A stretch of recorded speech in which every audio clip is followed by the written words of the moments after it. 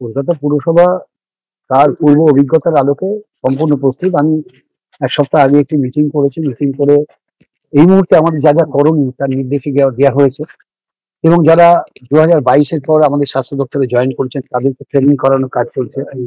মানে যারা অভিজ্ঞ তারা তাদেরকে ট্রেনিং করাচ্ছেন।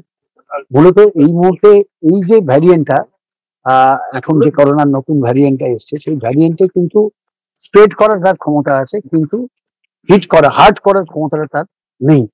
অর্থাৎ আপার রেসপিরেটরিকে ইনফেক্টেড করছে, সেটা থেকে মানুষের সর্দি কাশি যেভাবে স্প্রেড করে সেইভাবে স্প্রেড করছে, সেই জন্য এটা সম্পূর্ণ বাড়ছে। এবং ইন জেনারেল যারা সর্দি কাশি জ্বরে ভুগছে তাদের যদি টেস্ট করা যায় বেশিরভাগই কিন্তু পজিটিভ হয়।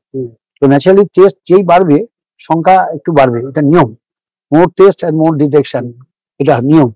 তো সর্বত এই মুহূর্তে কলকাতায় এখন প্রায় 300-র কাছাকাছি মানুষ আক্রান্ত, কিন্তু কারোরই সংকটজনক নয়। মানুষকে 3টে পরামর্শই দেবো যে সচেতন থাকুন।